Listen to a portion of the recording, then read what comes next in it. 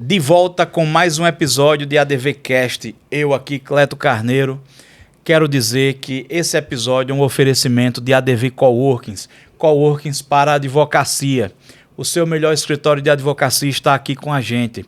Salas privativas, estações de trabalho e salas de reuniões. Além daqueles 10 cenários profissionais para você fazer suas fotos e impulsionar a sua carreira na advocacia. Você que está aqui com a gente, curta o nosso conteúdo, siga a gente no Instagram, @ADVcast, e também se inscreva nos nossos canais ADVcast e ADV Cortes no YouTube, para poder acompanhar mais de perto o nosso trabalho. Então compartilha o nosso conteúdo, curte, deixa aquele comentáriozinho maroto para a gente responder, beleza?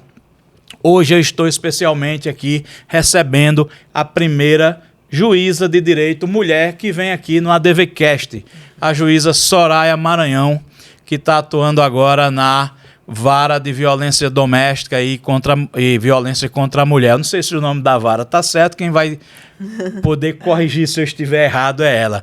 Soraya, muito bem-vinda. Muito obrigada pelo convite, é um prazer estar aqui conversando com você sobre toda a minha trajetória como juíza, né? E até um pouco, você falou que ia perguntar um pouco sobre a minha vida anterior. Também. Exato, porque eu acho interessante a gente fazer isso para aproximar, né, a figura do juiz, da juíza, do povo, para que o público entenda, né, o nosso público, assim, ele é mais da área jurídica e tal, mas acho que é interessante mostrar para todos e para todas que assistirem que a juíza é uma figura que vem do povo, né? Assim, tem uma peneira, que é o concurso público, que eu até acho que deveria ter também para os outros poderes, né? Tipo executivo e legislativo, também deveria ter uma peneira assim, né? Pegar essas pessoas do povo e submetê-las ao concurso, como o Poder Judiciário passa por essa obrigação, essa obrigatoriedade de concurso, né?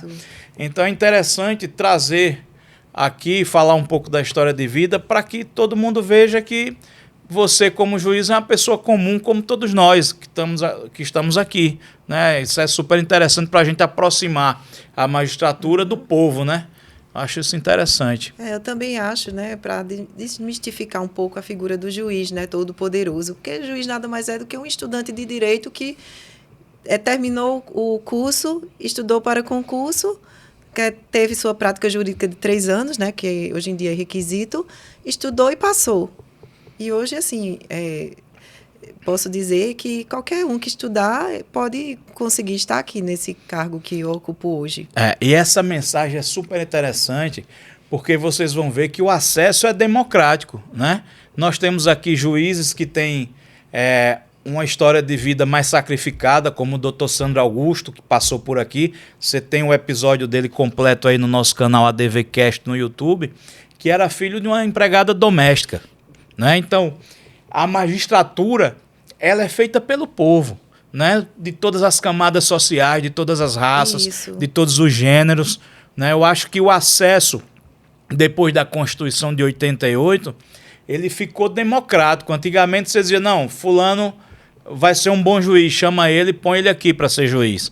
E hoje não, hoje você tem a figura do concurso. Hoje, digo, de 88 para cá, 35 anos vai fazer a nossa Constituição.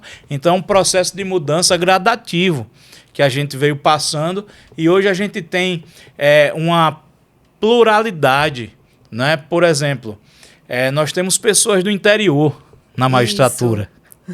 Eu sou, no caso, de Campina Grande, né, interior da Paraíba. Adoro Campina Grande. Fui muito ao São João de Campina Grande.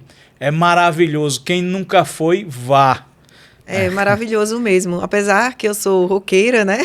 Eu gosto muito do São João da minha terra, de Campina Grande. Eu não sou de escutar forró, mas eu gosto de São João. Eu gosto de estar numa festa de São João tocando aquele forró pé de serra. Já quando toca aquele forró eletrônico, não é minha praia, eu trato de ir embora logo. A gente estava um pouco falando antes aqui sobre formação musical, né?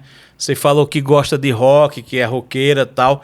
Eu também sou, inclusive, eu tô aqui com a camisa dos 40 anos do Queen, né? Top. E eu tenho uma formação que passa pelo forró, porque eu tenho assim, só existem 2 tipos de música no mundo, as boas e as ruins. Eu gosto das boas. Eu venho aí de Luiz Gonzaga a Sepultura, passando por Pavarotti, por Amelinha, por Queen, por Offspring, por Green Day, por Ramones, por Beatles. Então, eu tenho 2 balaios de música. Um balaio de música boa e um balaio de música ruim. Sabe? Então, pra mim, até Roberto Carlos, Evaldo Braga, ouço tudo. Tudo tem a sua circunstância, a sua hora, né? Em relação à música, eu sou um pouco radical, assim, porque eu sou roqueira daquelas bem tradicionais, só gosto de escutar rock mesmo. Também gosto, assim, de música clássica. Muito bom. Eu gosto. Eu lembro que eu era criança, eu também sou do interior, de uma cidadela, lugarzinho pequenininho aqui em Alagoas, chama Maribondo. E todo domingo eu ia na feira e comprava um LP quando eu tinha ali meus 6, 7 anos de idade. E comprava Luiz Gonzaga, Sim. Nando Cordel, Jorge de Altinho, né? E depois veio essa outra fase aí de rock nacional, aí Beatles, né? E por aí vai. Até chegar o punk, até chegar o thrash, o Sepultura. Eu tenho formação musical, que meu pai também toca. Ele toca sax e flauta. E desde que eu era criança que ele incentivava a gente a tocar um instrumento musical. E ele tocava o quê? Chorinho, assim, esse tipo de música mais clássica, né? MPB. E eu ia escutando assim, e assim, eu achava interessante, apesar de não curtir assim muito. Mas aí, quando ele colocava a gente para aprender uma música, era um chorinho. Aí tocava Pedacinho do Céu, Asa Branca. Aí era até no cavaquinho, né? Eu fiz, comecei pelo cavaquinho. Mas aí era tocando chorinho, que ele gostava bastante. Aí, depois de mais adiante, adolescente, aí comecei a tocar outros instrumentos, que foi, no caso, o contrabaixo, que eu comecei. Você tocava com a tua irmã? Sim, eu e a minha irmã, a gente teve a ideia de montar uma banda, né, na época de, assim, adolescência, uma banda de rock só por mulheres, composta só por mulheres. Aí a gente começou, você vai ficar no baixo, eu vou ficar na guitarra e no vocal, vamos procurar uma baterista, vamos procurar outra guitarrista e formar uma banda. Aí foi quando a gente começou, né? Achou uma baterista, achou um guitarrista e começou a tocar as músicas que a gente gostava. Aí quando viu que a coisa ia, assim, estava dando certo, a gente estava sendo chamada para shows, aí a gente começou a deixar um repertório um pouco mais, digamos, pop rock, porque antes era só bem punk rock mesmo.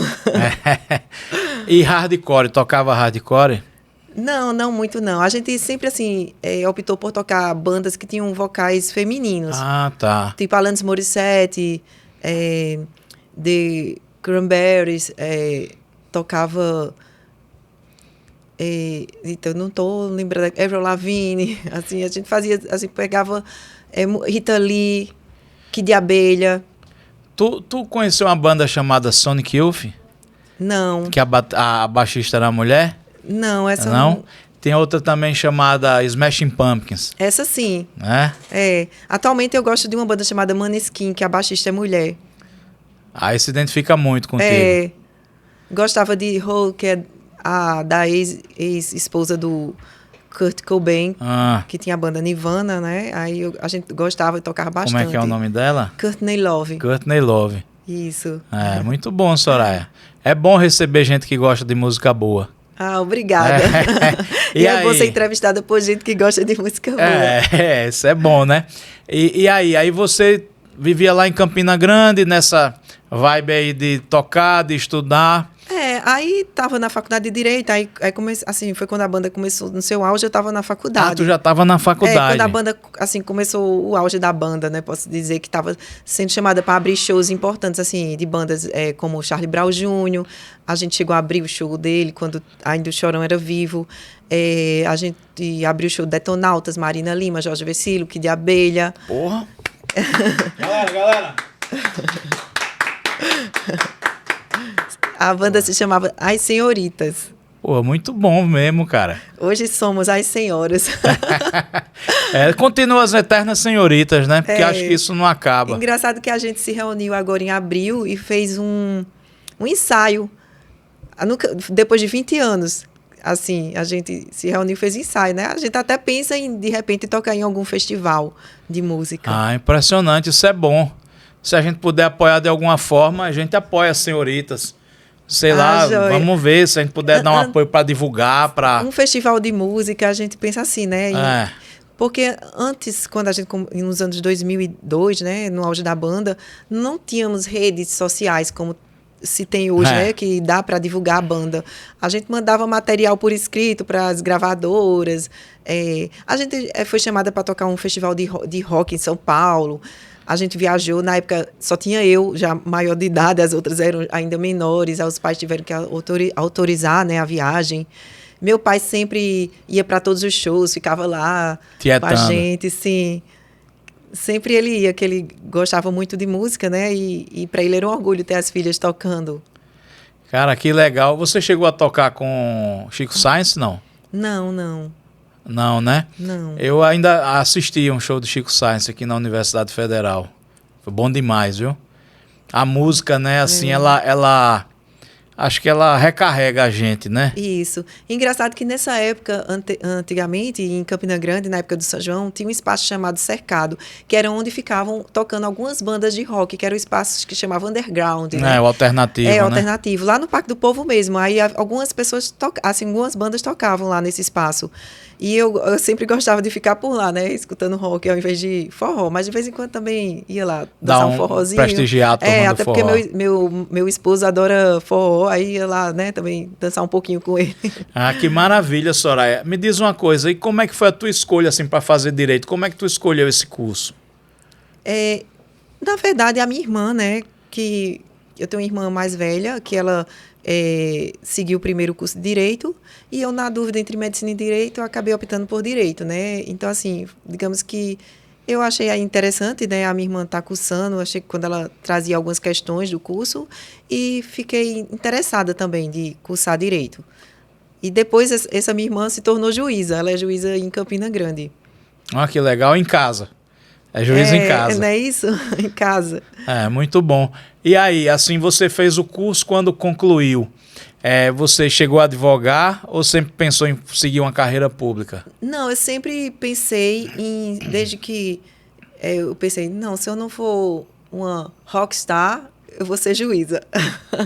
Brincadeira, mas desde que eu entrei na faculdade, eu pensei em ser juíza, desde o primeiro momento. Eu, assim, lógico que eu pensei em outras carreiras, mas... assim, a título de vou fazer concurso para passar em outros concursos, né? Quanto antes, melhor. Até que eu passei em outros concursos antes da magistratura, que um deles foi a advocacia da União, que eu exerci por quase um ano. Eu fui advogada da União antes de ser juíza. E trabalhava onde? Que estado? No primeiro momento, eu fui trabalhar no norte, porque na época meu esposo também tinha uma proposta de emprego lá, engenheiro civil. Porto Velho era uma região que estava crescendo assim, na questão de construção civil. Aí ele foi para lá e eu decidi optar para ir também. Aí todo mundo fazia, por que tu vai escolher para ir para o norte? Tá doida, é? Aí só que era essa questão familiar, né? Que por isso que eu fui para lá. Aí depois trabalhei também um tempo no Ministério da Integração em Brasília, na parte consultiva. Como AGU? Sim, como advogada da União. Mas chegou a morar em Brasília ou trabalhava lá do norte? Não, cheguei a morar, mas foi assim, um período curto, que aí quando eu estava lá, fui chamada para tomar posse aqui, na magistratura. Aí depois chegou a Procuradoria do Recife? Foi. Já juíza, aí fui chamada para... Você já juíza? Sim. A Procuradoria de Recife eu passei, só que me chamaram depois, quando eu já estava como juíza, né? Já tinha tomado posse no cargo de juiz. Aqui em Alagoas? Sim. Então você não chegou a efetivamente trabalhar em Recife? Não. Tu foi aprovada? Foi. Também eu passei na Procuradoria da Fazenda Nacional, que é outro cargo da advocacia, né? Da União. Da União. E também não assumi. Se eu tivesse ficado, se eu tivesse optado por uma dessas carreiras, eu teria optado pela advocacia da União. Certo.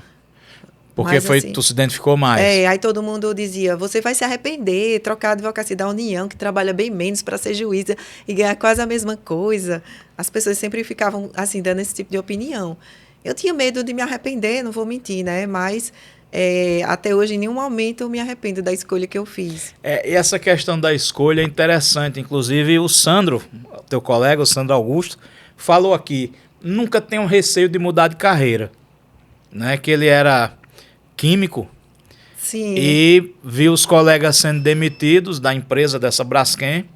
Ele disse que praticamente chegava, em vez de dar bom dia, era quem foi demitido hoje. Aí ele foi e alguém falou, pô, você faz direito, vai fazer concurso, né? E ele, que era apaixonado por química, ele seguiu outra carreira. Então, assim, a vida da gente, ela traz essas surpresas. E quando essas surpresas chegam, a gente não deve ter receio de encarar uma nova missão, de encarar um novo desafio, né? Aí assim, aí tu assumiu aqui como juíza, aí se encontrou. Foi. Profissionalmente, assim. Isso, em 2010 eu tomei posse aqui, né, no cargo de juiz e comecei a exercer aqui em Maceió mesmo. Eu fiquei como juíza substituta em uma das várias cíveis lá do fórum, né, do fórum aqui da capital. Eu acho que eu lembro dessa época, é por isso que eu lembro do teu nome, por causa da Vara Civil da capital. Eu não estou lembrado qual foi. Foi 8ª? Não, foi não. Eu acho que foi a que era do Dr. Jerônimo. 11ª. Sim. Exato, eu lembro. Sim. É isso mesmo. E fiquei um tempo lá, depois eu fui para a Fazenda Pública Municipal. Que o Jerônimo estava na corregedoria nessa época. Isso. Né? E depois fiquei na Fazenda Pública Municipal. Assim, foi aí um período que, assim, bem de aprendizado, porque na capital todo mundo sabe que os processos são bem mais complexos, porque do que no interior. Geralmente as relações são mais complexas. Temos processos de grandes empresas e foi assim um período bem rico de aprendizado. Foi tipo um mestrado. Foi. Um mestrado prático. Aí depois de uns quase 2 anos eu fui para a comarca que eu escolhi, né, que teve uma lista e dessa lista, conforme a minha classificação, que foi até uma classificação razoável, foi nono lugar, eu escolhi ficar em Quebrangulo. Aí foi a comarca que eu titularizei, Quebrangulo. Passei um bom período lá, né, em Quebrangulo. Passava a semana lá, já tinha um filho pequeno, né, e não tinha rede de apoio, né, minha família toda da Paraíba. A tua família toda de fora, né? Meu esposo ainda não tinha vindo e tinha que contar com a ajuda dos vizinhos, de babá, de alguns conhecidos, porque eu tinha que passar a semana lá, né, em Quebrangulo. Não dava para ir e vir todo dia. E meu filho estudava numa escola aqui em Maceió. E Quebrangulo, além da distância, tem a estrada que é muito sinuosa, né? É uma estrada bem, assim, um pouco... Tem uns precipícios, uns buracos perigosa, também, né? Isso. O Estado precisa dar uma olhada para aquilo ali melhor, viu? Eu não sei como tá, porque fazem anos, né, que eu não vou. Eu fui um dia desse, tá assim, do mesmo jeito. Aí depois eu consegui remoção para a matriz do Camaragibe. Antes de Quebrangulo, eu tinha ido para outra comarca, quando eu saí da capital, agora que eu me lembrei, que foi Major Isidoro. Aí depois foi que eu fui para Quebrangulo, que foi a comarca que eu titularizei. A comarca do Sertão, então, que eu trabalhei foi Major Isidoro por um tempinho. E aí, assim, acho que o juiz, quando ele passa por essas comarcas, não tem aquela complexidade das relações que você falou aqui, processo de grandes empresas, às vezes uma recuperação judicial e tal, mas tem a multiplicidade, né, de disciplinas, de processos. Pega tudo, é um clínico geral, né? A gente pega tudo. Família, infância, crime... Júri, né? Eu ainda fiz alguns júris, poucos, mas fiz. Eleitoral, né? Tem o eleitoral. E, assim, é uma experiência bem rica também. Bem rica. São várias matérias até a gente conseguir ir para uma vara especializada.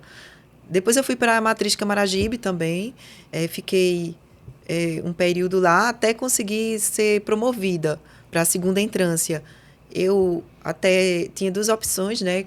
Ou concorrer por merecimento para uma vara em Palmeira dos Índios, ou concorrer por promoção por antiguidade para União dos Palmares. Em face da distância, eu optei de concorrer só por antiguidade para essa vara de União dos Palmares. Fica mais perto de Maceió um pouco aí, né? Pela questão da distância e assim... Estrada sempre pesou nas minhas escolhas, né? Tempo de estrada. A logística, né? A logística. E principalmente tu que já era mãe, né? E assim, na época que eu fui para lá, para a União dos Palmares, eu já estava com essa experiência de infância e juventude, mas não tinha o amor por essa matéria. Até porque, quando você pega várias coisas, você não consegue... ainda assim, focar em nenhuma matéria específica, porque são várias causas, né? Você tem que dar conta do crime, da família, de questões de eleitoral, como você falou, tributário. Então, assim, quando eu cheguei lá na vara da infância, né, que foi União dos Palmares, que era uma vara de infância e civil residual, eu comecei a me apaixonar pela infância e juventude. Eu passei 6 anos lá, em União dos Palmares. Aí, assim, foi nessa vara que tu viu o papel social, assim, da magistratura? Isso. Foi a partir daí que eu comecei a gostar de realizar coisas fora o gabinete. Não estar só no gabinete, ser juiz que analisa só o processo no gabinete. Eu gostei de ver esse lado social que a magistratura pode desempenhar. E isso a Infância e Juventude me proporcionou, que foi buscar causas como a adoção, que é uma causa que eu tenho muito orgulho de poder fazer parte. Também eu tenho um projeto chamado Mãe Consciente, que trata da entrega voluntária de crianças para adoção, que foi vendo a questão da realidade social no interior, que muitas adoções eram feitas a chamada adoção direta, né? A família ficava com a criança mais ou menos 2, 3 anos e ia lá para tentar regularizar a guarda e pedir a adoção dessa criança. E eu ficava, por que não tem um cadastro aqui, não tem nenhum interessado em adotar, e depois aparece as famílias já com essa criança, e todos os casos era a mãe entregava a criança a uma família e se mudava por questões mais de vulnerabilidade econômica. E foi aí que eu criei esse projeto, né, de divulgar a questão da entrega protegida. Muitas mulheres achavam, né, que não tinham esse direito de entregar a criança ao judiciário para adoção, a criança recém-nascida. Elas achavam que estavam cometendo um crime. Só que o abandono que é crime, né? A gente sabe que abandonar uma criança, um recém-nascido, é crime.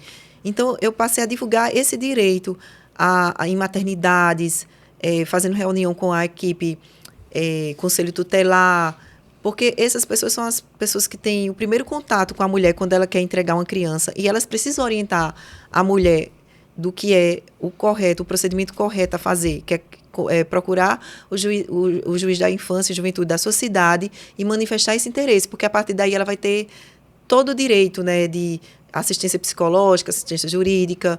Essa decisão dela, ela vai trabalhar realmente para ver se é isso que ela quer de entregar a criança. E a criança vai ser entregue para uma família que está lá cadastrada, uma família que foi habilitada, né, uma família qualquer. Ô, Soraya, esse projeto, ele está rodando? Tá, sim. Ele foi regulamentado mês passado pelo Tribunal de Justiça de Alagoas, se chama Mãe Consciente, e a mulher que quiser entregar o filho para adoção, ela pode procurar qualquer porta de entrada. Hoje temos a Casa da Mulher, que também é mais uma porta de entrada. A mulher ela pode procurar a Casa da Mulher e manifestar esse interesse de entregar a criança para adoção. Ela vai ser atendida pela equipe da Casa da Mulher, equipe multidisciplinar, de psicólogo, e depois será encaminhada à vara da infância e juventude. Ela pode procurar também um conselho tutelar, ela pode manifestar perante os profissionais de saúde esse desejo de entregar a criança para adoção. Então, ou pode ir direto no juízo. Ou pode ir direto no fórum. No fórum.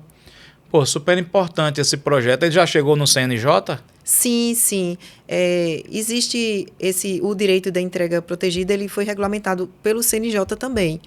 E aqui a gente denominou Mãe Consciente, porque é o direito, só que é o direito de entrega protegida, só que o Mãe Consciente se trata de uma campanha, né, de disseminar essa informação para os profissionais que atuam diretamente com as gestantes. Pô, super interessante. Qual programa mais você desenvolveu? Fora esse, só foi esse? Acho que eu li num release lá na matéria que quando estava lendo sobre você, tinha mais alguma coisa, não tinha? Assim, eu participo participei do encontro da adoção, estadual da adoção, que foi realizado no Shopping Maceió, que a gente estimula a adoção, as pessoas vão lá procurar saber como é o processo de adoção. Muitas vezes as pessoas acham que é muito demorado, que tem muita burocracia. E lá eles tiram todas as dúvidas nesse encontro, né, que foi realizado mês passado no Shopping Maceió. Eu estive lá e também falei sobre esse projeto, Mãe Consciente. É super interessante, acho que divulgar esse Mãe Consciente. Mas ele não tem esse nome também nacionalmente, não? Não, esse nome eu dei aqui porque União dos Palmares foi a cidade pioneira, né, que foi eu que trouxe esse projeto O direito já existe. O projeto que foi trazido, que é de informar, de trazer essa informação tanto às mulheres. Na época eu procurei também os poderes executivo e legislativo, e em parceria dos poderes, o executivo ficou de trazer o pessoal, né, das equipes de saúde para ouvirem as palestras, e o Poder Legislativo criou uma lei para que todas as maternidades tivessem uma placa falando sobre esse direito de entrega.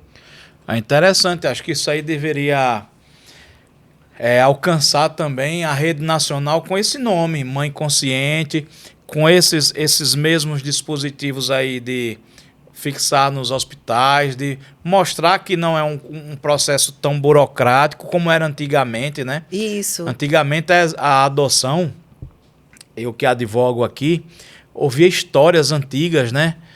Tipo da década de 90, de como era um processo de adoção.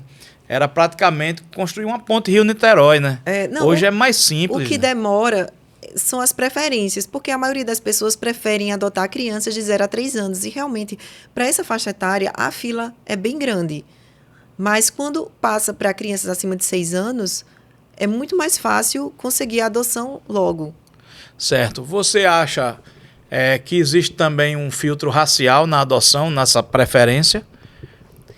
Eu acho que ainda existe, sim. Existe, as pessoas, né, ainda procuram por mais crianças brancas. Sim, mas felizmente vemos casos agora assim, temos muitas pessoas que adotam crianças mais velhas, crianças com alguma enfermidade.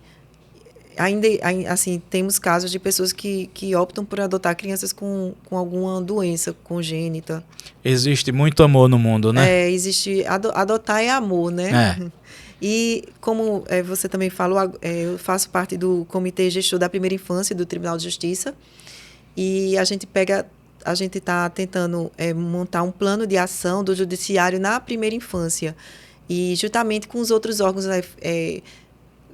fizemos a assinatura do pacto pela primeira infância, renovamos o pacto esse ano com os poderes, o Poder Executivo, o Poder Legislativo, o Estadual, o Tribunal de Contas, que também é o nosso parceiro, e vamos atuar nessa questão da primeira infância nos municípios. Muito importante isso, porque a primeira infância, ela está... De 0 a 6 anos, que é uma idade crucial no desenvolvimento, do ser humano, né? Onde são formadas as conexões mais importantes que vão desenvolver as habilidades do ser humano no futuro. Então, é importante esse olhar do gestor público para investir na primeira infância. Porque é aí onde a gente vai formar a geração futura. Isso. Né? Quem vai cuidar de tudo. Para a gente ter um desenvolvimento sustentável, tem que se investir na primeira infância, né? Porque essas crianças vão ser os adultos de amanhã. Então, tem que ter um investimento na educação, na saúde, para esse público, que é a primeira infância. E o projeto Mãe Consciente está diretamente ligado à questão da primeira infância. Porque a gente tem que proteger a criança desde a concepção, né? E dar à gestante todo o suporte para que ela não opte por um aborto, não opte por abandonar a criança em um local ermo, a entregar a terceiros que não estão preparados para serem pais. Isso passa quando a gente... É um debate constante aqui nesses microfones, a questão dos direitos humanos, né? Que a gente tem um conceito deturpado dos direitos humanos, que é aquele dos direitos humanos para humanos direitos. Direitos humanos é direito dos manos, é só para os caras que estão presos. É para bandido, é para proteger bandido. E não é. Direitos humanos começa no ventre, quando vem a vida, né? Então, isso. É a alimentação adequada para a gestante, para o feto. São os direitos básicos, né? Os direitos fundamentais. Direitos humanos de qualquer fundamentais. Ser humano. Isso que você falou aí é uma aplicação prática dos direitos humanos fundamentais. A alimentação, a educação, a saúde. Aí você vai entrar com o lazer, a comunicação, a moradia. Né? Então, assim, a gente está cuidando das pessoas, é a aplicação dos direitos humanos. E criança é prioridade absoluta, né? Nossa Constituição diz que a criança tem esses direitos básicos, né? Os direitos fundamentais, e devem ser tratados com prioridade absoluta, não só pelo Estado, mas por toda a sociedade e a família. Muito interessante. E aí você veio agora para a vara, como é que chama a vara essa da violência? Juizado da Violência Doméstica e Familiar contra a Mulher. É um nome bem grande. Mas vamos abreviar para Juizado da Violência Doméstica. Fica mais abrangente também, né? Abrevia e abrange. Isso. Né? E aí, como é que é o trabalho lá, assim? O que é que você tá achando? Quais são os seus planos? Como é que é a atuação? Estou fazendo 2 meses, né, que eu estou lá.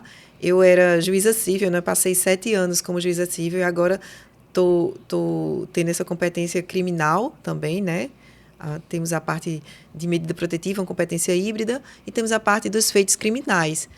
É um juizado que tem atualmente um pouco mais de 6.000 processos, mais de 4.000 processos em andamento, né? E, assim, todos os dias chegam pedidos de medidas protetivas, são muitos, e temos 48 horas para decidir, assim, um prazo bem pequeno, né? E todo dia chegam bastante. Então, a gente dá prioridade às medidas protetivas, que são medidas para protegerem a mulher em situação de violência doméstica ou familiar. E nas delegacias, o delegado hoje ele já faz algum tipo de medida protetiva? Como que é isso? Eu vi alguém comentando essa semana comigo que acho que o delegado já faz, ou a delegada já faz uma medida protetiva e só submete ao judiciário. Tipo, se uma mulher acabou de ser agredida e ela chega numa delegacia especializada lá da mulher, proteção à mulher, o que é que acontece? No caso, se não houver juiz, né, na comarca. Porque temos comarcas que elas são atendidas por uma sede, né? Por exemplo, vou citar a União dos Palmares. Temos uma cidade lá, vizinha de União dos Palmares. Santana do Mundaú. Santana do Mundaú. Ela não tem, o fórum não funciona lá, é atendida pela União dos Palmares. Aí seria um caso assim. A vítima vai na delegacia e o delegado vai dar esse primeiro atendimento cautelar, vamos dizer assim. Isso. Aqui na capital, como tem, né, um juizado, todas as medidas que chegam à delegacia são encaminhadas lá para o juizado. Para o né? juizado, já chega lá. Isso. Certo. E eu vi esses dias também que foi criado outro juizado, né? Sim. Uma vara criminal da capital, ela foi transformada em um juizado da violência doméstica e em 60 dias para que haja a divisão do acervo atual do juizado da violência doméstica. E isso representa o quê? Que teremos uma melhora na prestação jurisdicional, porque atualmente temos uma vara abarrotada, né, de processos, que é o primeiro juizado, que é o que eu atuo, com mais de 6.000 processos. Eu assumi agora, dia 19 de abril, o juizado, e a gente tenta dar prioridade às urgências, né? Porque é uma vara com um universo de 6.000 processos. E agora, com essa divisão, vai facilitar a melhora na prestação jurisdicional. Uma divisão das tarefas aí, né? Exatamente. A gente vai poder atender melhor a vítima de violência. Assim, o que eu digo que agora, assim, eu conseguirei também realizar esse trabalho social de uma melhor maneira, terei mais tempo para me dedicar a projetos, porque com a parte judicial controlada, né, tudo em dia, a gente consegue fazer essa parte social. De prevenção, de divulgação das campanhas, isso. né? Porque eu acredito que a melhor forma de combater a violência doméstica é prevenir, né? E a prevenção, eu acredito que deve iniciar com as crianças, ensinando as crianças sobre igualdade de gênero. E eu acho super importante que haja essa educação. É um dos projetos que eu pretendo iniciar aqui. Eu já tenho ele em mente, que seria esse projeto visando a educação sobre violência doméstica nas escolas. O que me motivou, assim, o que me fez pensar foi um trabalho que a escola do meu filho fez, ele no 5º ano, uma escola particular. Ela estimulou as crianças a pesquisarem sobre a Lei Maria da Penha. Eu achei interessantíssimo. As crianças fizeram trabalhos em PowerPoint, fizeram uns jogos sobre curiosidades sobre a Maria da Penha e valendo nota. E, assim, eu penso que o Poder Judiciário estimulando esse tipo de atitude das escolas já é uma boa forma de prevenção, porque as crianças elas vão ser os adultos, né, futuros. Então, se essas crianças elas crescerem sabendo o que é igualdade de gênero, sem preconceitos, então teremos futuramente uma sociedade, né, livre de, posso dizer, pelo menos a maioria das pessoas sem esse tipo de comportamento, né? em relação às mulheres. De conduta mesmo, né? É interessante. Acho até que quando você passar a ter mais esse tempo aí para fazer essas campanhas, talvez aí convidar a advocacia, né, também, o MP, a Defensoria Pública, né? Que eu acho que todo mundo é interessado nessa pauta. Né? Acho que todo mundo de mãos dadas aí com o judiciário. Acho que, assim, quanto mais assim, os órgãos, né, se unirem nessa causa, melhores resultados iremos ter. Exato. A gente consegue alcançar mais, né? Isso. Fazer, de repente, aí, convidar o pessoal para palestrar nas escolas, né?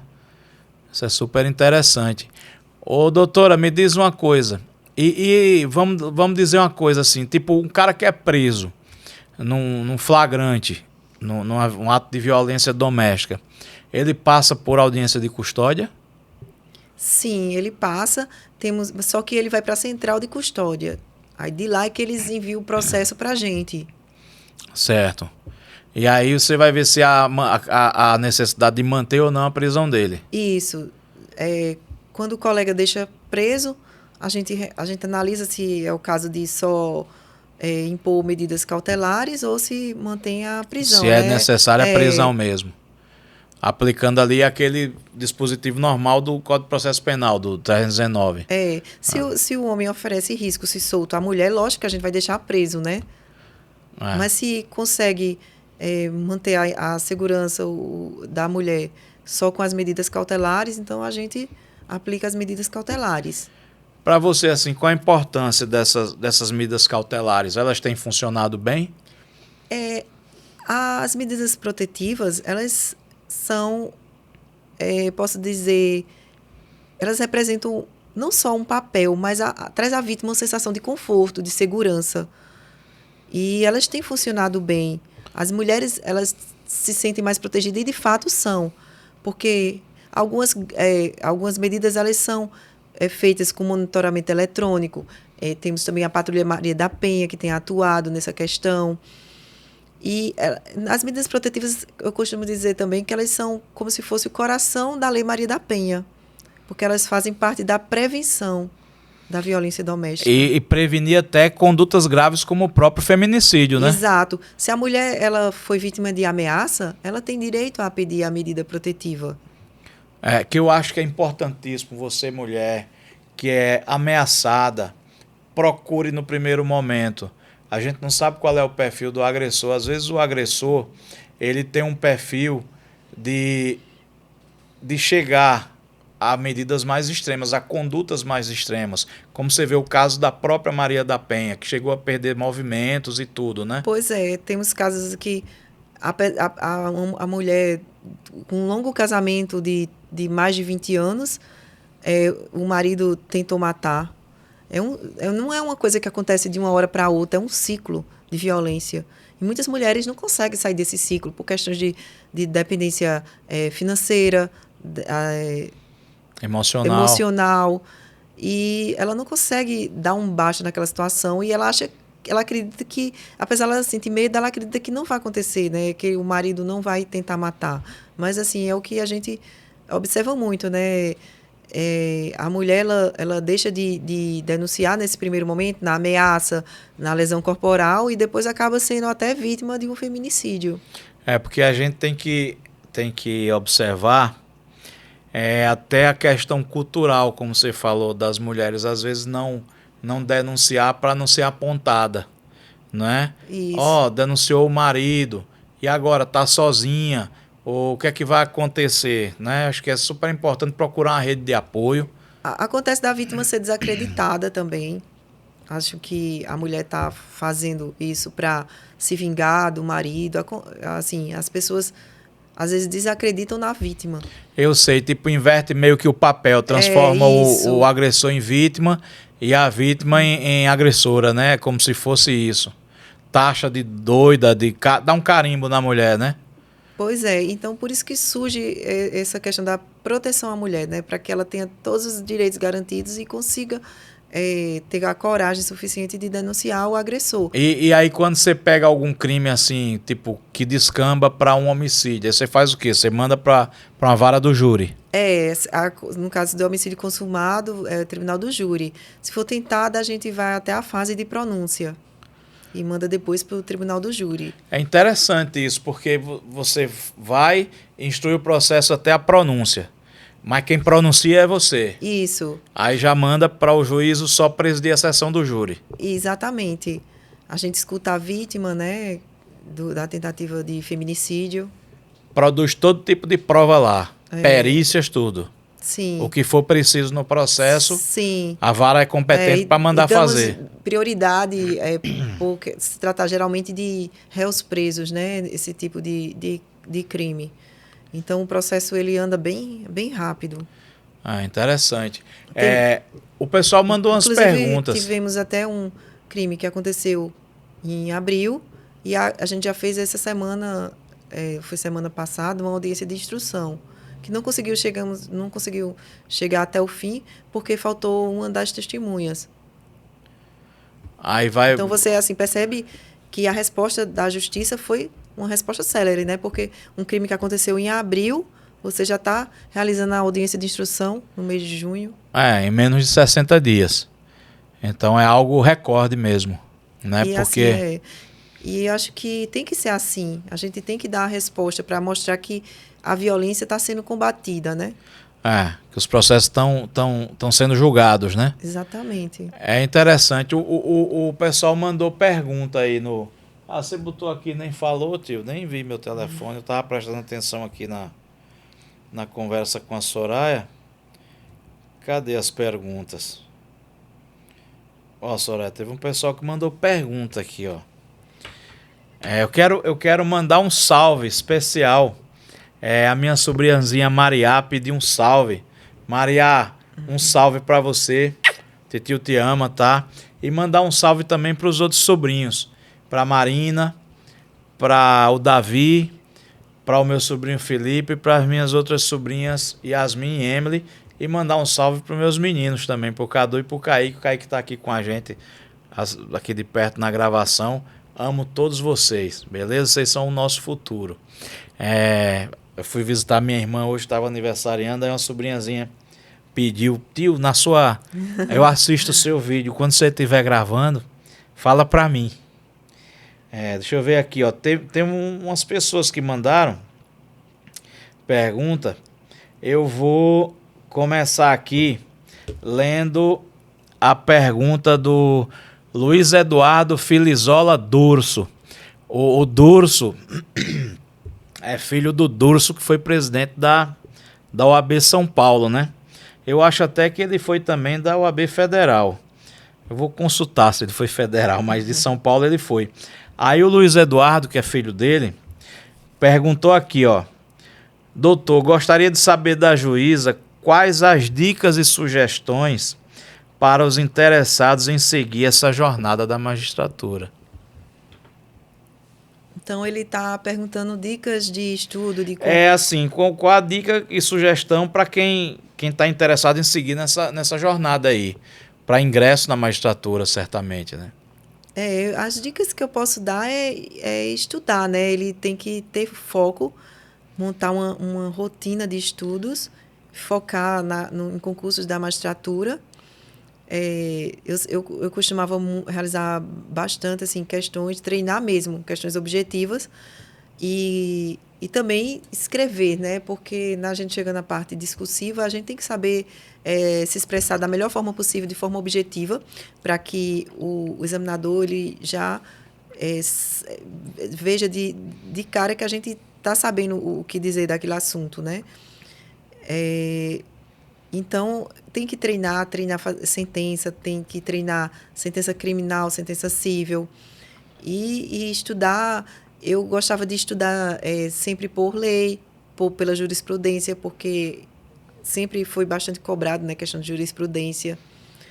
E treinar questões, porque a gente estudou assunto e já faz, assim, estudava e já fazia as questões sobre aquele assunto que eu estudei para fixar melhor na memória. Certo. Me diz uma coisa, a prova discursiva, é discursiva que chama, né, que escreve, ela é feita na mão ou no computador? Quando eu fiz concurso, era na mão. Hoje você sabe como é que é? Eu não sei. Pronto, então eu vou dar uma dica. Dica do Dom Cleto. E olha que eu nunca fiz concurso. Porque já faz um tempo que eu fiz, mas na minha época era a mão. Olha só a dica, viu? Depois da era digital, eu não consigo mais escrever. Inclusive, eu mudei os meus documentos. Eu não assino mais por extenso. A minha assinatura agora é a minha rubrica. Eu mudei tudo, OAB, CNH, todos os meus documentos agora. Ou seja, se você vai fazer concurso, tenha também a aptidão em escrever, porque escrever dói a musculatura da mão, né? Então treine a escrita. E você também vai ter que treinar para que o examinador entenda a tua letra. Por exemplo, a minha hoje está terrível. Quando eu escrevo, às vezes nem eu entendo mais, porque a gente está na era da tecla. Eu já perdi ponto assim, né? Na questão da letra. Então eu acho que vocês devem também, vou complementar a dica da doutora aqui, ó. Durso, caneta, viu? Caneta e papel. Vamos escrever para a gente deixar... E o que eu acho importante é tentar fazer o máximo de certames que tiver, assim, possibilidade, porque é uma forma de treinamento. Eu fiz vários concursos e passei em alguns e teve outros que eu não passei, civil só de treinamento. Tem uma época que eu comecei a passar em todas as primeiras fases. Aí, no meu foco depois passou a ser melhorar para passar nas outras fases, né? Na segunda fase, que é a escrita. Ah, interessante. Então, assim, é uma progressão mesmo. Então, fazer mais concursos é até preparar o emocional. Prepara o emocional, você já fica... Às vezes até há uma repetição do mesmo assunto, você já sabe como vai ser abordada aquela matéria que você estudou.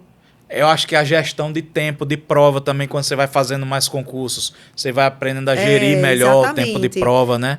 Quando eu vim fazer a prova aqui, eu já estava com uma bagagem bem grande, né? Quando eu vim fazer a prova de sentença. Na verdade, eu ainda fiquei na dúvida. Eu estava já, né, na Advocacia da União, aí eu fiquei na dúvida se eu vinha fazer a prova de sentença aqui. Apesar de querer a magistratura, a pessoa meio que tem que mover uma certa estrutura para poder viajar, uma logística, tudo. Aí eu vim fazer a prova e aconteceu que eu estudei na véspera o assunto que ia cair na sentença criminal. Então aquela prova parecia que tinha sido feita para mim. Era os mesmos crimes que eu tinha estudado na véspera, assim, né? Dado uma revisada, aquela revisada que a gente dá. Você lembra quais foram os crimes? Eu sei que era de homicídio mediante incêndio, uma coisa assim. Não, com incêndio. Qualificado. Eu sei que tinha uma questão de um incêndio, né? Interessante. Então, para você, o fator sorte também contou nessa sentença. Foi. Que foi exatamente o que você tinha estudado. Na verdade, a sorte é a questão de quanto mais você estuda, mais esse fator sorte você vai ser a seu favor, né? Porque, digamos, dentro do que eu estudei e o que eu não estudei, quer dizer, tinha mais... eu tenho mais coisas que eu estudei do que coisas que eu não estudei. E ainda por cima ter caído algo que eu já tinha estudado na véspera, né? Então você tem que procurar zerar os assuntos. Estudar. Não adianta estar estudando por livros de doutrina para concurso. Você estudar um livro de mais de 1000 páginas de uma matéria. Você tem que diversificar, né? Estudar um pouco de cada assunto. Lei seca é importantíssimo, jurisprudência e eventual doutrina para uma segunda fase. Pronto, então isso aí é mais ou menos o que a gente faz para a advocacia. Conhecer a lei. Pois é, eu tenho uma bagagem muito boa nessa parte de questões objetivas. Assim, difícil eu perder uma prova objetiva. Eu passava na magistratura do trabalho sem nem, assim, ser muito boa em direito de trabalho. Eu passei no Ministério Público do Trabalho, na primeira fase isso, né? Porque aí depois é que eu ia cuidar de me aprofundar porque não era meu foco, né? Magistratura do Trabalho e Ministério Público do Trabalho. Mas eu fazia o que aparecia como forma... Para ir treinando. De treinar. Aí... Passei também na magistratura federal, na primeira fase. Teve uma vez um concurso que foi super difícil, que era uma certa anulava uma errada. E, assim, passaram pouquíssimas uma pessoas. Uma errada anulava uma certa. Uma certa. Disse o contrário. Eu disse o contrário. Uma errada anulava uma certa. De que foi esse? Você lembra esse concurso? Foi da CESP. Para que cargo era, você lembra? Foi juiz federal da 5ª Região. Daqui da nossa região. Foi. Aí, eu passei... na primeira fase era difícil eu perder uma prova. Assim, sempre eu confiava que ia passar, porque eu tinha uma certa facilidade de fazer essas provas objetivas. Então é isso, é treinar, estudar. Isso que você falou aí é mais ou menos o que a gente faz na advocacia, conhecer a lei, a jurisprudência. E a segunda fase, que é a doutrina, é tipo quando a gente vai peticionar e tal, né? Aí quando chegava na segunda fase, eu me desesperava, porque não conseguia, não entendia muito de direito de trabalho, né? E tinha que estudar bem aprofundado, né, para uma segunda fase. Ó, tem aqui, ó,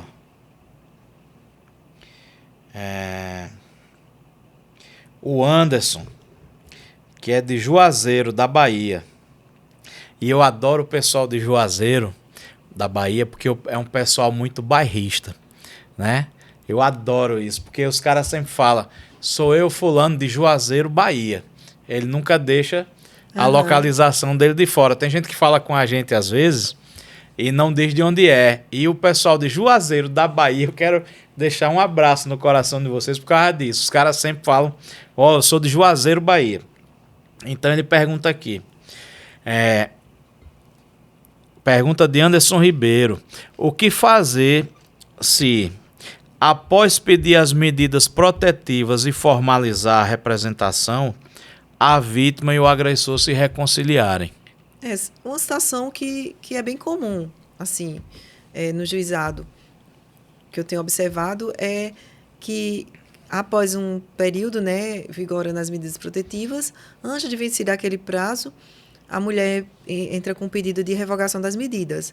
Pode acontecer, sim, as medidas são revogadas, porém, se houver algum crime, caso tenha sido, né, feita a representação. Aí, no caso de lesão corporal, o processo criminal vai seguir.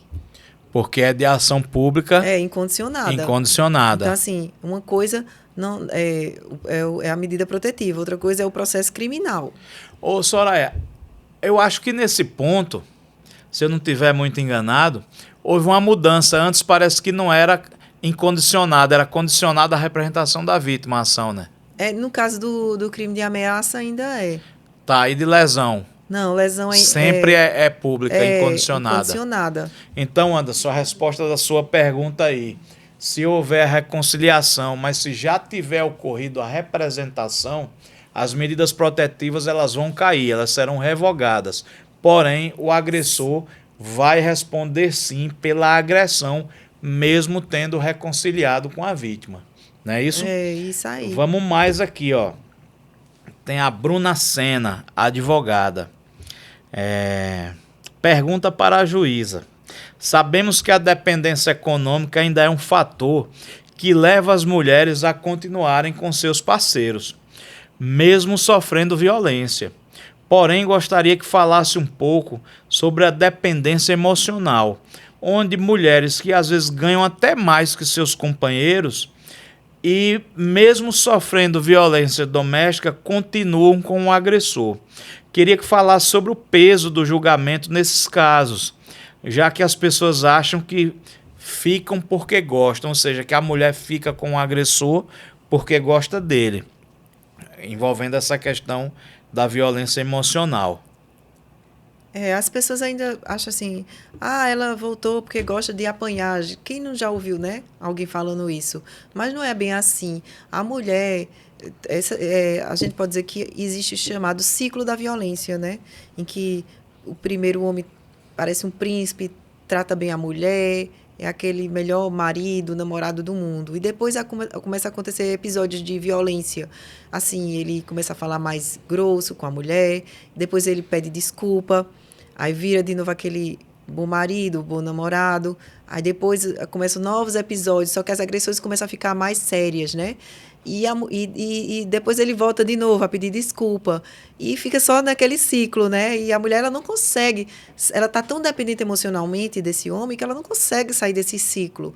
Ela não consegue terminar o relacionamento, não consegue denunciar. E sabe uma coisa que eu já vi?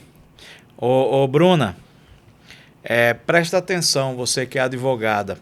Se você for auxiliar, for defender alguma mulher, é interessante você que ela faça uma terapia, que ela vá, sabe? Porque às vezes que ela procure outros profissionais também, além da advocacia, procure um apoio psicológico, porque às vezes você tem na figura do agressor um perfil aí o narcisista, o psicopata que fica construindo esse ciclo e prendendo a mulher, né? Emocionalmente. O nosso juizado, a gente conta com uma equipe multidisciplinar que dá esse apoio psicológico à mulher quando ela aceita, né?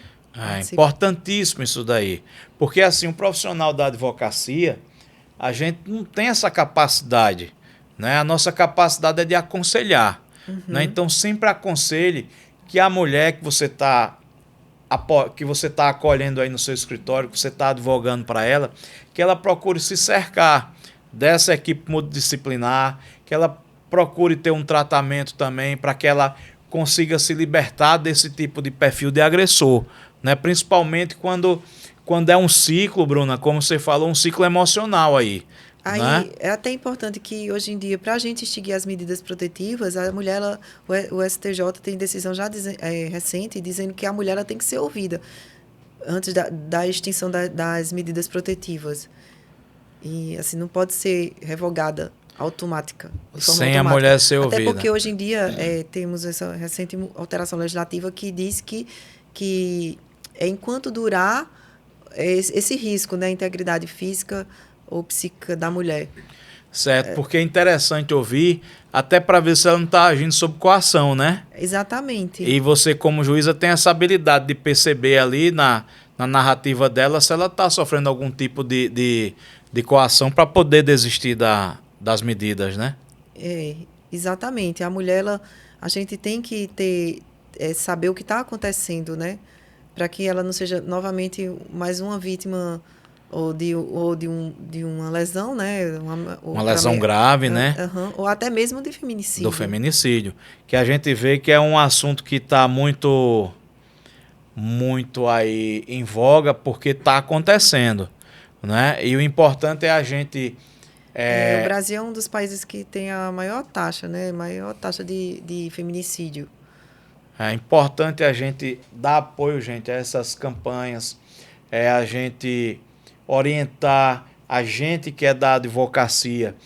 É importantíssimo a gente orientar, tanto quando a gente advoga para a mulher, tá? Quando a gente advoga para o agressor, né? Às vezes a nossa atuação ela pode significar um feminicídio a menos. Se você está advogando para alguém que está sendo acusado de ser agressor numa vara dessa de violência doméstica, veja também a repercussão disso na área de família. Tente fazer com que oriente esse agressor a se afastar, oriente para que haja uma prevenção desse tipo de conduta, né? Nós temos um papel social muito importante nesses processos. A advocacia ela é pacificadora, nunca esqueçam disso. Nunca embarquem numa jornada bélica do seu cliente. O seu papel é pacificar, é evitar essa agressão. Ou seja, você vai evitar que a mulher seja morta e vai evitar que o seu cliente responda por um feminicídio, que é um processo grave no tribunal do júri. Né? Então, a gente tem esse papel. Social de todo profissional, né?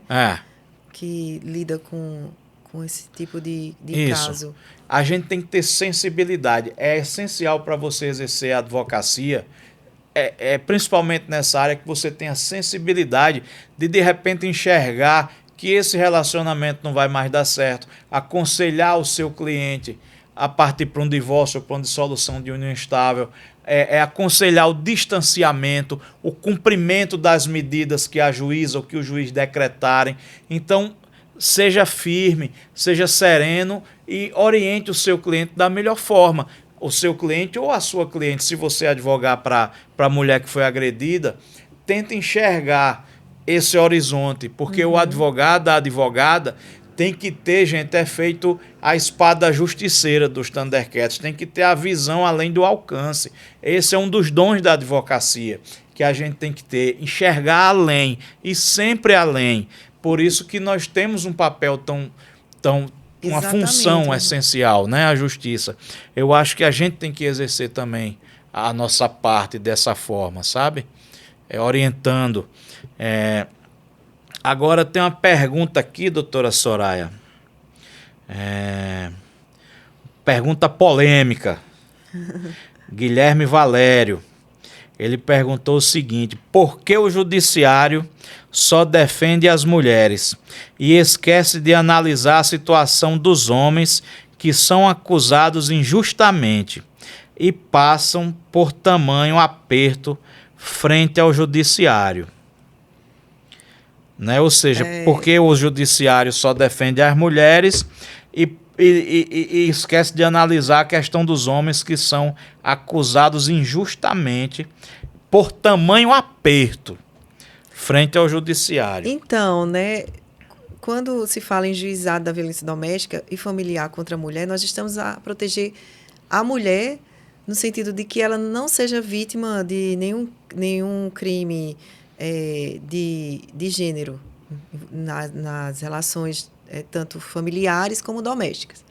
Quando o homem é vítima de alguma lesão corporal, digamos, a mulher bateu no homem, ele vai ser protegido, sim, ele vai, no caso, só que esse processo ele não vai tramitar no juizado da violência doméstica. Esse processo ele vai tramitar numa vara criminal comum, porque a juizado da violência doméstica é uma vara especializada, né, nesse tipo de crime contra a mulher. Contra a mulher. Não que o que eu posso dizer é que essa lei ela justamente porque ela trata a mulher de forma diferenciada devido à forma como, ao longo dos anos, a mulher ela foi discriminada na nossa sociedade, sempre tendo essa questão dos direitos, né, sendo renegados a segundo plano. Temos uma sociedade ainda patriarcal que está sendo desconstruída, mas ainda presente na nossa realidade, e por isso que assim, os homens eles ficam achando que essa lei só protege a mulher, mas ela é para proteger a mulher mesmo, para proteger a mulher que é vítima de violência doméstica e combater essa forma de violência contra a mulher. Mas acontece que temos um processo criminal. No processo criminal, eu sou a juíza das duas partes. Eu não estou ali para colocar a culpa no homem. Eu vou analisar as provas que são trazidas pelas partes. O homem ele vai ter todas as suas garantias, o agressor, o suposto agressor, ele vai ter todas as suas garantias de produzir prova, de mostrar que a mulher está errada. A ampla defesa, né? A ampla defesa, o contraditório. Então, todas as garantias são respeitadas, porque eu estou fazendo meu papel de julgadora lá e não de justiceira. Exato, porque o judiciário não combate o crime, né? Ele julga os processos. Não é um órgão de segurança pública, né? Exatamente. Eu não estou ali para fazer investigação. Eu estou ali para, de acordo com as provas que são trazidas para o processo, julgar se houve ou não crime praticado pelaquela pessoa contra a mulher. Exato. Então, Guilherme, é o seguinte: a Lei Maria da Penha e esse sistema, né, de justiça criado por essa lei especial, ela veio, esse mecanismo que foi criado, ele é para dar uma proteção especial ao gênero feminino em face do aumento das agressões, das mortes, né? Isso não implica dizer que o gênero masculino é abandonado, ou seja, não é uma guerra dos sexos, né? É uma coisa assim que o Estado está dando uma atenção especial à mulher e à proteção da mulher, porque a mulher, elas são as nossas filhas, nossas irmãs, nossas mães, nossas mulheres. Então, são as mães de todas nós, quem gera o nosso povo, né? Essas mulheres é onde todos nós nascemos. Então, elas precisam sim de uma proteção especial. As mulheres, elas não querem ter mais direitos que os homens, elas querem ter os mesmos direitos. Os mesmos direitos, né?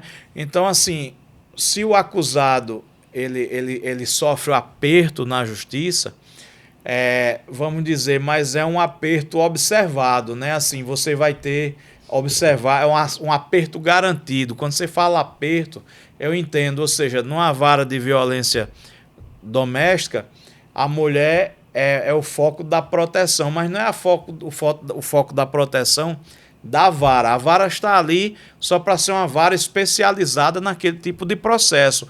A proteção, a rede de proteção está no Estado, no aparato estatal, nas delegacias, nas casas da mulher que são criadas, né, nas equipes multidisciplinares que estão ali. Os processos que irão tramitar lá no juizado, os processos de violência doméstica.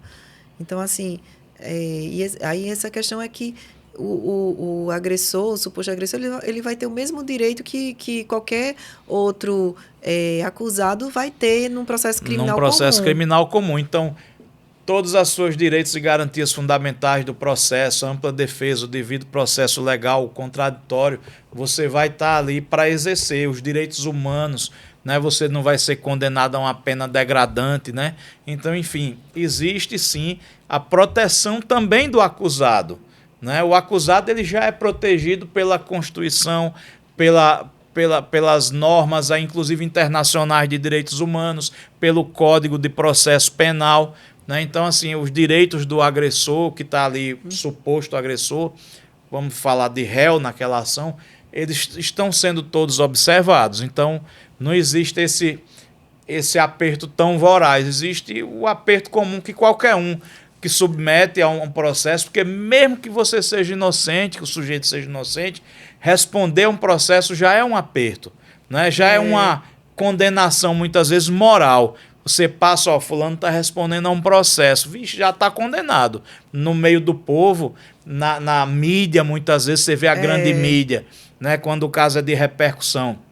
Às vezes o cara é inocente, mas só dele passar por aquele processo, ele já se sente condenado. Nós comentamos aqui a semana passada que uma operação federal antiga aqui, tem gente, é uma operação federal de 2005, tem gente que não foi denunciado, mas sofre até hoje com depressão, enfim, porque enfrentou uma situação dessa, né? Realmente. Uma situação num inquérito policial gigantesco, né? Enfim, porque temos o julgamento, né? O pré-julgamento feito pela sociedade. Exato.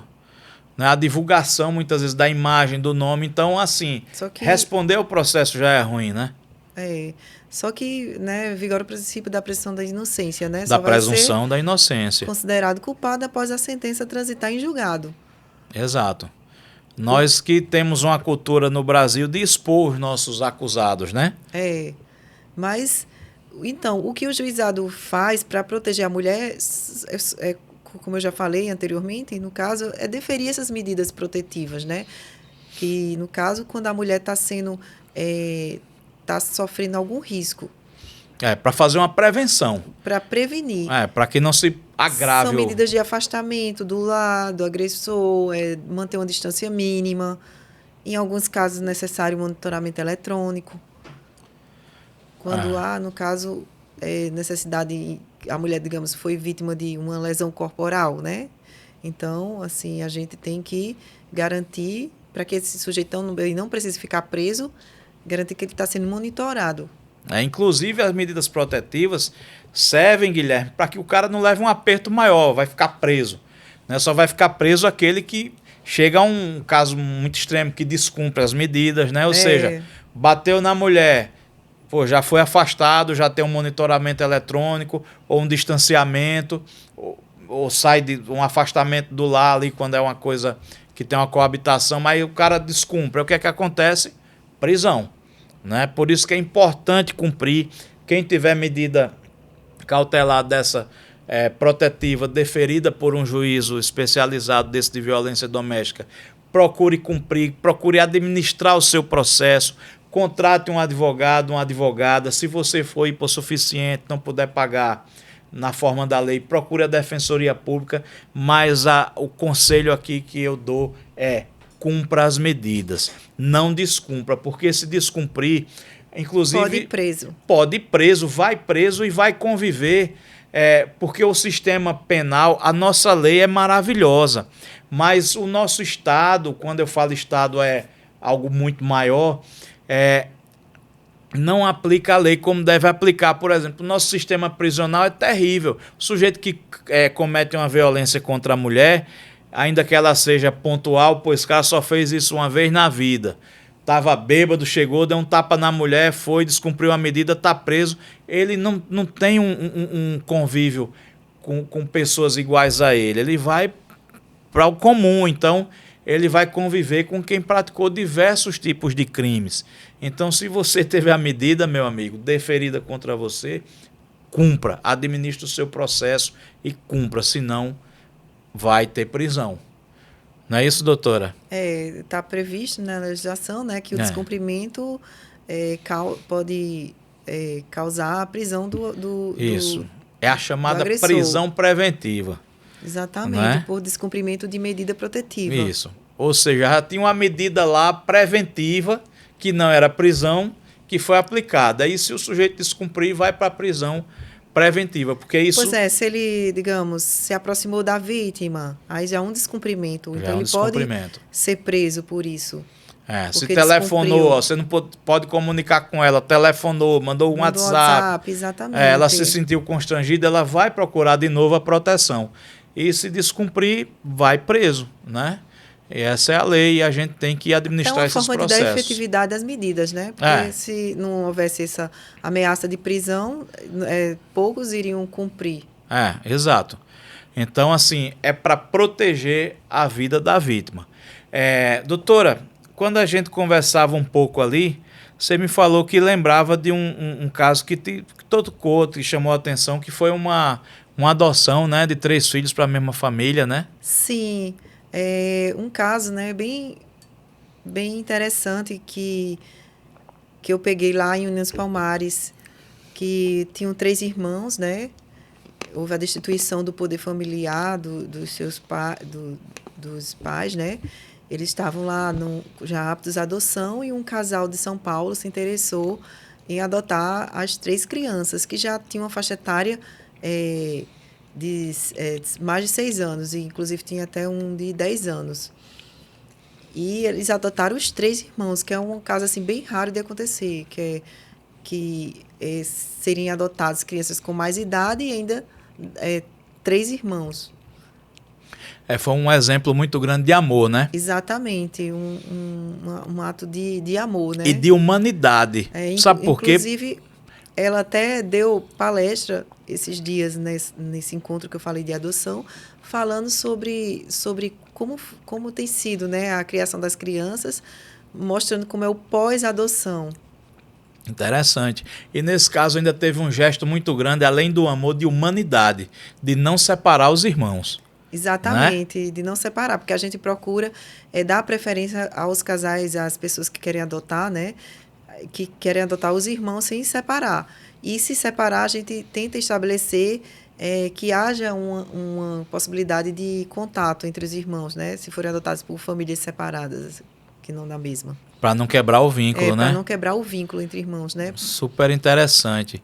O que é que você tem mais para falar para a gente, doutora? Mais algum caso que você lembre? Mais alguma coisa que você fez que você acha que te tocou, te chamou a atenção?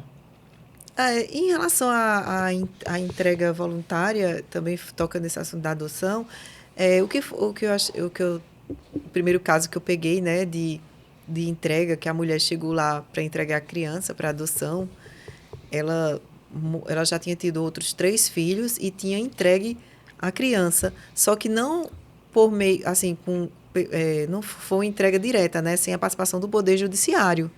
E ela entregou a criança a essas famílias e não sabe até hoje o paradeiro dessas crianças. Então, ela fez a entrega, disse que não quis revelar quem era o pai da criança, porque também é um direito da mulher ela não revelar quem seja o pai da criança. Ela tem direito ao sigilo, não precisava também informar ninguém da família. Então, ela quis realmente entregar essa criança para adoção. E, na época, a gente só tinha uma pessoa no nosso cadastro lá, no Sistema Nacional de Adoção, que era uma senhora que não tinha interesse de adotar recém-nascido. Ela não queria, assim, acima de 1 ano, ela não queria recém-nascido, porque ela dizia que dava muito trabalho. Então, essa criança ela foi adotada por um casal aqui de Maceió, que estava aqui na fila, no Sistema Nacional de Adoção. Foi feita uma reportagem com o casal que adotou a criança. Foi bem interessante. E outro caso que a gente teve também lá de entrega para adoção, a mãe ela terminou desistindo de entregar a criança, porque ela sofreu uma espécie de vamos dizer, de despreparo, né, dos profissionais que atenderam. O médico, no caso, você não vai amamentar seu filho, ou seja, não houve essa informação para esse profissional, porque muitas vezes assim muda as equipes, né, das maternidades, e esse certamente não participou do treinamento. E assim, a gente oficia, né, diz que aí manda tudo assim que devia acontecer, que a mulher, ela, se quiser, não precisa ter contato com a criança, que é um direito dela. Só que esse médico fez, você não vai amamentar o seu filho, então daí ela já mexeu com o emocional dela, né? A mulher acaba de dar à luz, já é uma decisão difícil, né, de entregar a criança para adoção. E depois ela ainda teve que ir ao cartório com a criança no braço registrar essa criança, onde a recomendação foi que o registro fosse feito na própria maternidade. E isso mexeu tanto com o psicológico dela que ela acabou desistindo de entregar a criança para adoção. Aí, nesse caso, como ela desistiu, ela foi acompanhada durante 6 meses pela equipe, né, multidisciplinar e pela vara da infância, para ver se a criança, se ela estava cuidando bem dessa criança, né? Porque a gente não pode só entregar e esquecer dessa criança. A gente tem que observar se realmente ela vai exercer o seu papel de mãe com a criança. E o que eu observo, assim, que quando há esse tipo de violência, o que pode gerar no futuro é que essa criança ela seja vítima de negligência e que ela termine sendo levada novamente para um abrigo, para uma entidade de acolhimento, né? Então, assim, por isso que é importante que os profissionais eles entendam dessa importância de acolher a mulher de forma humanizada quando ela quer entregar a criança para adoção. Aí foram, assim, esses casos que eu tive a possibilidade de atuar em Unas Palmares que me chamou, assim, um pouco de atenção. Certo. Então, vem a importância do programa, do Mãe Consciente. Exatamente. A importância desse projeto é isso, né? De informar esses profissionais que atuam para que eles acolham a mulher de forma humanizada, porque ele está protegendo, sobretudo, a criança. Quando eu ouço um programa desse, assim, uma informação dessa, eu sinto vontade de fazer parte, viu, Linho? De alguma forma apoiar um negócio desse. Eu não sei como, mas vontade eu tenho. Né? Assim, com mídia, com participação em algum evento. Sim, sabe? Ótimo. Então vamos eu desenvolver essa parceria. Vamos, porque eu acho que nós temos missões nessa terra, né? E elas não são poucas. E o que eu acho super interessante do ADVcast é que essas coisas aparecem aqui, sabe? Sem a gente conhecer, e a gente é arrebatado por coisas dessa natureza, né? Como você ouviu o Everaldo Patriota falar sobre direitos humanos, né? Aí você expande. Uhum. E é como um programa desse teu, porque eu já penso assim, muito em expansão, sabe? Tipo, pô, isso tá em nível nacional, tem esse nome, uma coisa unificada, será que a gente não consegue ajudar a construir isso nacionalmente de forma unificada, sistemática, sabe? Acho que quanto mais a mídia informar, melhor, né? Mais as pessoas vão ter conhecimento sobre esse direito. Quando esse caso chamou bastante atenção, essa questão da entrega voluntária com a atriz, não sei se você lembra, Clara Castanho, uma atriz que entregou a criança à adoção e terminou que houve a quebra do sigilo e por parte da imprensa, e todos ficaram sabendo dessa entrega. Então, esse caso assim, foi bastante divulgado. Eu não tomei conhecimento, não conheci. Ela foi vítima, né, segundo informações, né, da mídia, de um crime de estupro, e decidiu entregar, ao invés de optar pelo aborto, Ela decidiu entregar, porque até ela tinha o direito a abortar, né? É recente isso? Acho que eu vi alguma coisa sobre isso. Eu Foi, não lembro o se eu não me nome engano, foi ano dela. passado esse caso. É, exato, é recente. Então, assim, ela foi vítima, né, de um crime de estupro e ela poderia ter abortado a criança, mas ela não, ela preferiu Já ter a está. criança e entregar a criança para adoção. Que assim, é um gesto muito bonito, né, dela deixar a criança, né, nascer, ao invés de abortar, e entregar essa criança a uma família que tem muitas famílias com amor para dar, né, a uma criança. Que não pode gerar uma criança, gerar um filho, isso. né? E esse sigilo dela foi, no caso, ela tinha o direito ao sigilo, né? E foi, no caso, devassado. Devassado. Eu tenho um cunhado que ele me falou uma frase interessante. Eu não sei se é da autoria dele. Ele também é do sistema de justiça. Ele é oficial de justiça federal, o Rodrigo. Eu não sei se é da autoria dele ou se ele leu. Que ele disse assim, que a adoção é quando o direito imita a natureza, né? E aí cria um vínculo familiar, né? Isso. É interessante isso, do direito imitar a natureza, né? Eu não sei se é de algum doutrinador ou se é dele, mas ele que falou para mim. É porque a gente, como eu disse assim, isso tem tudo a ver também com a questão de gênero, né? Porque todo mundo acha que toda mulher nasceu para ser mãe, né? Confunde maternidade com maternagem. Exato. Aí, o homem não. O homem ele pode não querer criar o filho, né? Ir embora, abandonar a mulher, que o pessoal meio que aceita essa situação. Já quando é a mulher, assim, a sociedade fica estarrecida, né? É. Uma mulher que não quer criar seu filho, que quer entregar para adoção. Então, assim, é muito da nossa cultura não aceitar esse tipo de atitude. E as mulheres que querem entregar o filho para adoção, elas são alvos de preconceito. E é importante, você, mulher que está assistindo isso, se você está com essa dificuldade, se você não vai conseguir viver com o seu filho, entregue para adoção, né? Uma adoção responsável, uma adoção com toda uma rede de apoio. Procure a justiça, vá no fórum da sua cidade. Uma criança, no caso, recém-nascida. Recém-nascida, né? É.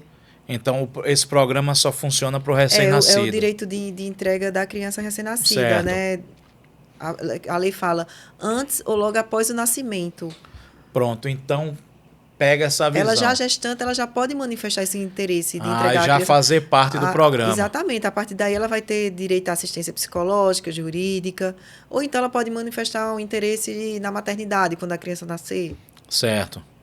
Interessante e importante você saber disso, você mulher, ou você que conhece uma mulher que está nessa situação, está ainda na gestação ou logo após o nascimento, procura fazer essa entrega responsável, né? Procura ser uma mãe consciente. Pois é. Né?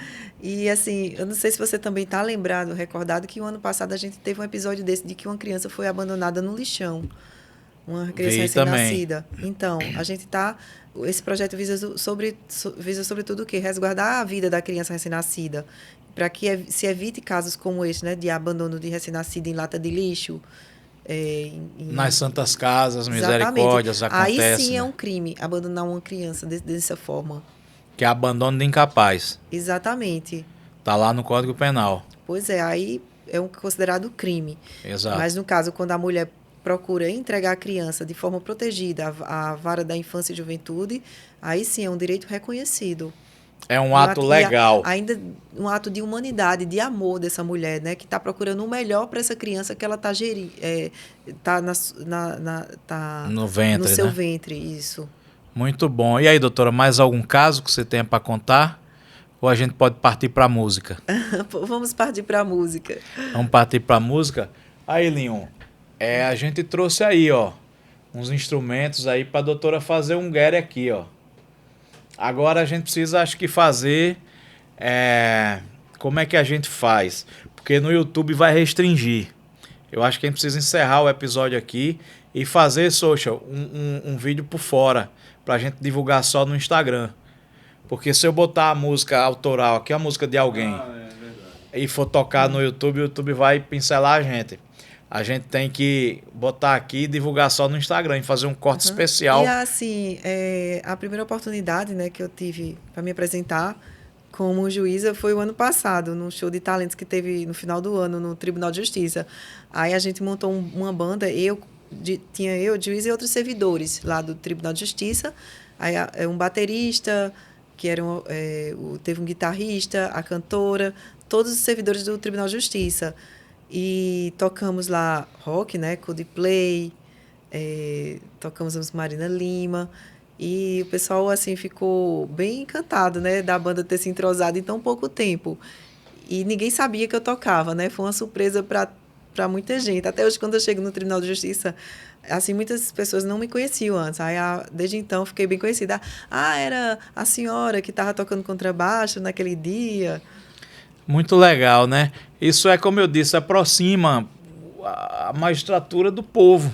E né? é isso que eu acho importante mesmo, é aproximar, mostrar o Poder Judiciário, mostrar quem são os juízes. Né? Quem são os juízes, mostrar a gente que o juiz é humano, né? O juiz é humano, ó, o juiz sofre, o juiz tem família, o juiz tem filho, o juiz é mãe, é pai, é mãe. Né? Adoece, né? É gente igual a gente, e é isso. O juiz tem seus hobbies, né? Tem seus hobbies. Além da música, por exemplo, eu gosto de jogar beach tênis. Então, assim, é bem... Assim, o juiz é uma pessoa como qualquer outra. Só que com uma função que é uma função de julgar, né? De dar resposta àquele caso concreto que é trazido para a gente. Que não é uma função fácil julgar. Não é uma função fácil. Não né? é fácil. A gente tem que... Principalmente na parte criminal, né? Que a gente pode colocar alguém, restringir sua liberdade. Prender alguém, né? Você imagina... eu estava comentando isso aqui, disse, cara, julgar não deve ser fácil, porque eu sou advogado e às vezes eu entro com a ação, ingresso com a ação e eu vejo a construção que eu faço, a linha de argumentação, as provas que eu junto. Às vezes você pega a defesa da outra parte, você vê que ela também vem com argumentos fortes, com provas fortes, aí você joga isso no colo do juiz, da juíza, diz, doutora, decide aí. Não é fácil, porque para nós é bom representar uma parte, é fácil você representar uma parte, você acreditar naquilo que você está fazendo.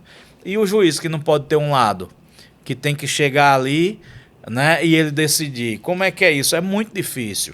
O juiz ele não é neutro, né? Ele não precisa ser neutro, mas ele tem que ser imparcial.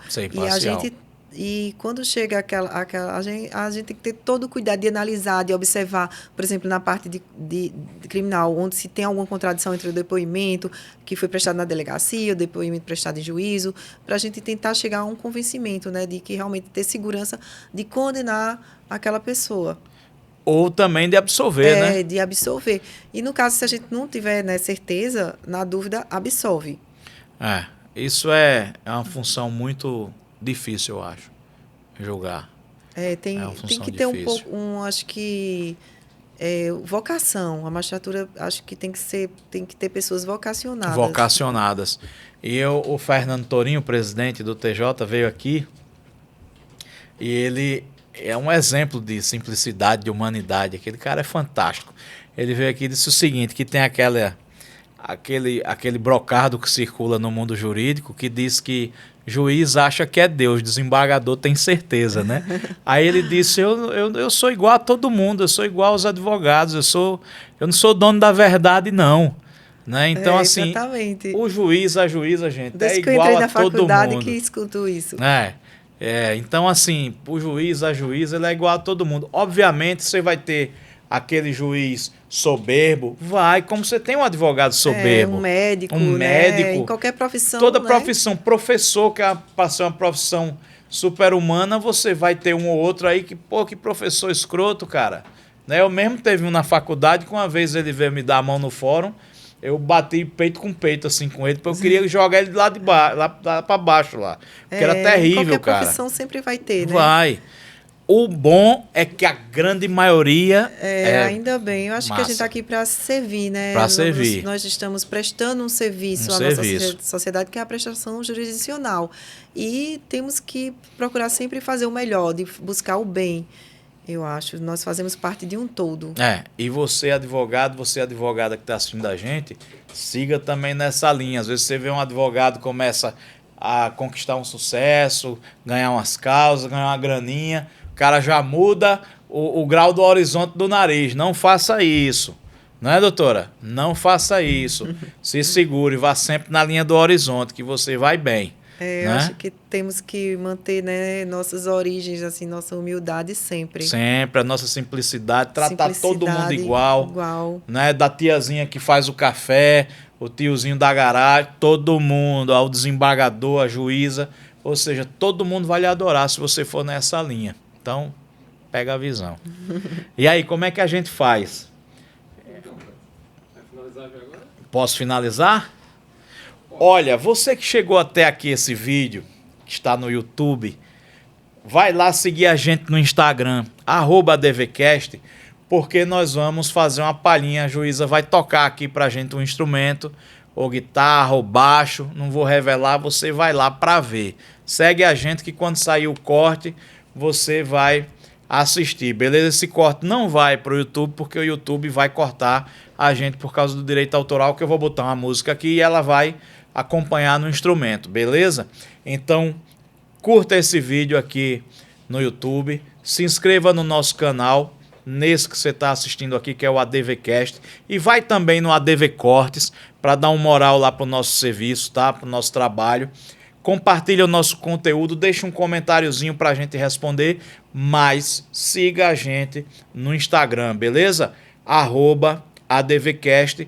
Eu vou agradecer aqui a presença da juíza Soraya Maranhão, que tem uma história de vida e de magistratura aí muito bacana. Além de tudo, gosta de boa música e tem um programa fantástico aí que é o Mãe Consciente, que é a entrega de recém-nascidos para adoção, uma coisa bem orientada. Então eu peço a vocês que também sigam a Soraya, @Soraya Maranhão. @Soraya.Maranhão. @Soraya.Maranhão. Soraya com Y. Soraya com Y, não esqueçam. Então, @Soraya com Y.Maranhão. Vão acompanhando esse trabalho, tá? Ela vai divulgar em breve mais conteúdo sobre o programa Mãe Consciente, o projeto Mãe Consciente. Sobre violência doméstica. E né? Música também. E música também. Então acompanhem para vocês terem de perto esse conteúdo. Beleza? Soraya, muito obrigado por você ter vindo aqui com a gente. Muito obrigada pelo convite de participar desse seu programa, que já é um sucesso, a ADVcast. Estou muito feliz em poder ter participado. Eu fico feliz demais por você ter vindo aqui. É a porta aberta do ADVcast para todo o sistema de justiça, magistratura, advocacia, defensoria, polícia, enfim, Ministério Público. A gente vai estar recebendo aqui. Adorei ser a primeira juíza, né? A primeira juíza a participar aqui com a gente. Adorei. Veio a brilhantar aqui mais ainda o ADVcast e em breve para todo o Brasil. Beleza? Muito obrigada. Obrigado. Valeu.